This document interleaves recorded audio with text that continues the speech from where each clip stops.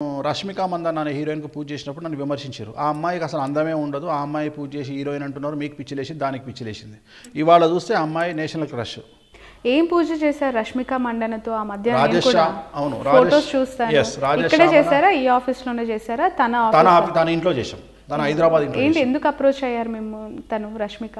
దీనికోసమే. తను యాక్చువల్గా ఆల్రెడీ వేరే హీరోతో అఫేర్లో ఉన్నప్పుడు నేను జాతకం చూసి షష్టాష్టకాలు అయినాయి, మీరిద్దరు విడిపోతే మీకు బాగుంటుంది అని చెప్పిన. నేను విడిపోతే మీరిద్దరు విడిపోవాలి అంటే ఆ అమ్మాయి ఏమన్నదంటే నా కెరియర్ కోసం మా ఇద్దరి కాంప్రమైజ్ అవుతాం మేము, అతనికి కూడా బాగాలేదంటే బాగాలేదని చెప్పినప్పుడు రక్షిత్ శెట్టి అనేటువంటి హీరో, కన్నడలో హీరోతోని ఈమెకు ఎంగేజ్మెంట్ అయింది. ఓకే.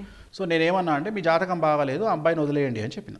వదిలేయండి అని చెప్పినప్పుడు ఆ అమ్మాయి వదిలేసింది, ప్రెస్ మీట్ పెట్టింది, వచ్చింది. తర్వాత మనం ఇక్కడ పూజ చేసినాము. అది కూడా రాజశ్యామల నెంబర్ 1 క్లాస్లో, అంటే రాజశ్యామల బగాలమ్మకి తారా అనేటువంటి పూజలు చాలా టాప్ ప్రయారిటీలో ఒక 2-3 రకాలు ఉంటాయి. నేను టాప్ ప్రయారిటీ నెంబర్ 1 చేసిన ఆమెకు. నెంబర్ 1 చేసినప్పుడు చెప్పిన, ఎవ్వరు ఊహించినటువంటి రేంజ్లో మీరు వెళ్తారు, ప్లస్ మీరు ఖచ్చితంగా మీ జీవితంలో మీరు ఎంపీ కూడా అవుతారని చెప్పాను. అంటే ఒక రాజ్యసభ మన లోక్సభ ఎంపీ అవుతారని చెప్పిన.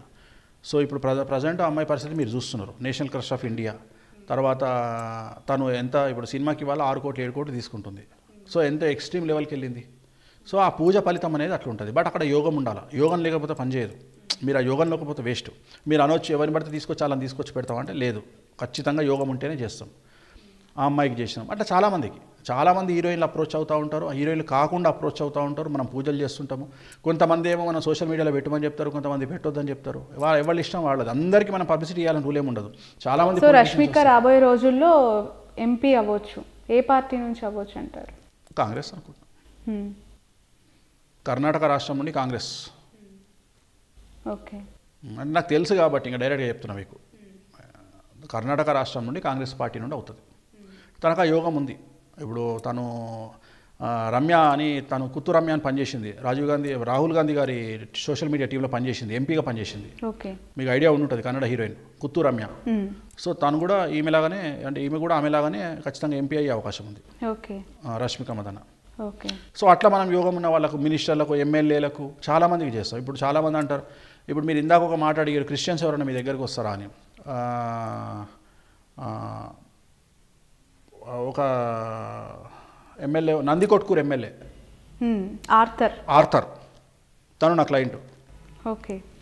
ఆర్థర్ గారు నా క్లయింట్. ఎందుకు బైరెడ్డి సిద్ధార్థ రెడ్డితో పడట్లేదని మీ దగ్గరికి వచ్చారా?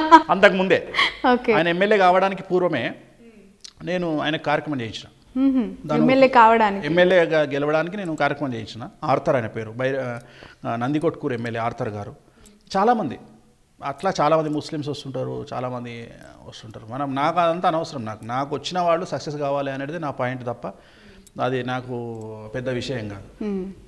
ఓకే. వచ్చే అంటే మీ దగ్గర ఆస్ట్రాలజీ తీసుకోవాలని, లేదంటే మిమ్మల్ని కన్సల్ట్ అవ్వాలనుకునే వాళ్ళ దగ్గర ఏం చూస్తారంటే, మీది చూస్తే ప్రొఫైలు సినీ పొలిటికల్ ఆస్ట్రాలజర్గా మీరు ఎస్టాబ్లిష్ అయ్యారు సొసైటీలో. ఇంకా ఎలాంటి వారికి మీరు చెప్తూ ఉంటారు? నార్మల్ పీపుల్ అందరికీ చెప్తాను నేను ప్రతి ఒక్క మనిషికి చెప్తాను. నేను ప్రతి ఒక్క మనిషికి, నార్మల్ బీద వాళ్ళకి చెప్తా, డబ్బు లేని వాళ్ళకి చెప్తా, తినడానికి తిండి లేని వాళ్ళకి చెప్తా. చాలామందికి చెప్పినప్పుడు కొంతమంది నమ్మకం సరిపోదు వాళ్ళకు. కొంతమందికి నేను చెప్తా ఉంటాను. నా దగ్గరకు వచ్చేటప్పుడు చాలా హడావిడిగా వస్తారు, వచ్చినప్పుడు నేను వాళ్ళని చూసి నీ జీవితంలో నువ్వు ఎమ్మెల్యే కాలేకపో అంట అని అంటే, ఇక అతను ఫోటోలు చూపిస్తాడు, చూసినావా నేను ఇగో పలాని ప్రెసిడెంట్ నా దగ్గరనే కూర్చుంటాడు, మా ఇంటినే భోజనం చేస్తాడు, అంటే నీ ఇంట్లో సీఎం కూర్చున్నా సరే నువ్వు ఎమ్మెల్యే కాకపో అంట అని చెప్పేస్తాడు డైరెక్ట్. అట్లనే హీరోయిన్లు అమ్మాయిలు వస్తారు, చాలామంది అమ్మాయిలు ఏంటంటే వాళ్ళ ఎంతో ఆశతో వస్తారు. మీకు ఆ యోగం లేదు, వదిలిపెట్టుకుని ఎట్లా హెచ్ఆర్ పని చేసుకోండి అని చెప్తాం. ఎందుకంటే ఉన్నట్టు చెప్పడం నాకు అలవాటు. వాళ్ళు నిజంగానే వాళ్ళకి ఆ యోగం లేకపోతే నీకు యోగం లేదని చెప్పేస్తాం. అందరికీ మ్యాక్సిమం నా దగ్గరకు వచ్చేవాళ్ళు బిజినెస్ మ్యాన్లు ఎక్కువ వస్తారు, పొలిటీషియన్ ఎక్కువ వస్తారు, సినిమా వాళ్ళు ఎక్కువ వస్తారు, మామూలు జనాలు కూడా చాలా ఎక్కువ వస్తారు. అట్లా ఏం లేదు. బట్ నేను ఎందుకు పబ్లిసిటీ, ఇందాక చెప్పిన దాన్ని కంటిన్యూ చేస్తాను. ఎందుకు పబ్లిసిటీ లేనంటే, నా దగ్గరికి వచ్చేవాళ్ళు నిజంగా వాళ్ళ అవసరం ఉండి నా దగ్గరికి రావాలి, అంతే తప్ప ఏదో ఫోన్ కనిపించింది, ఎక్కడనో బోర్డు మీద వేణుస్వామి ఫోన్ కనిపించింది, లేకపోతే టీవీలో యాడ్ కనిపించింది, దానివల్ల వస్తాడు వేణుస్వామి అట్లొద్దు. నాకు నిజంగా మీ అవసరం ఉంటే నా దగ్గరికి రండి, లేకపోతే నా దగ్గరికి రావద్దు. అట్లనే కానీ పొలవమని చెప్పేసి అందరు ఇచ్చినట్టు రోజుకు 200, 300, 15 మందికే చూస్తారు రోజుకు. 15 మంది కంటే ఎక్కువ చూడను. అప్పటికే నా మైండ్ పనిచేయదు. ఎందుకంటే చాలా కష్టం అనిపిస్తుంది జాతకాలు చూసేటప్పుడు. మనకు సిమిలారిటీస్ కనిపిస్తాయి, జాతకం సరిగా చెప్పలేము. అందుకని 15 మందికి చెప్పి తర్వాత క్లోజ్ చేసేస్తాం.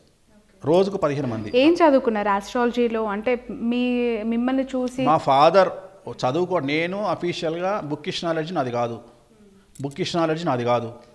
నాది అంతా స్టైల్, డిఫరెంట్ స్టైల్ నాది. నేను చేసే రెమెడీస్ డిఫరెంటు, నేను చేసే పూజలు డిఫరెంటు, నా స్టైలు డిఫరెంటు. నేనంతా రివర్స్లో వెళ్తా. ఎగ్జాంపుల్, ఇప్పుడు అందరూ పెళ్ళికి సంబంధించిన స్థానాన్ని చూడాలంటే 7 చూస్తారు, నేను 6 చూస్తాను.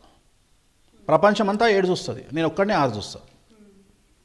అంటే నేనేం నమ్ముతా అంటే ప్రాక్టీస్ మేక్స్ పర్ఫెక్ట్. నేను ఆ కళ్ళతో చూస్తున్నా.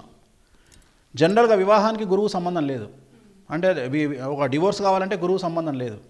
కానీ నిజంగా డివోర్స్ కావాలంటే ఒక అమ్మాయికి అబ్బాయికి గురువు ముఖ్యం. ప్లస్ లగ్నాత్ 7వ స్థానంలో బుధుడు ఉంటే అమ్మాయి భర్త చనిపోతాడు.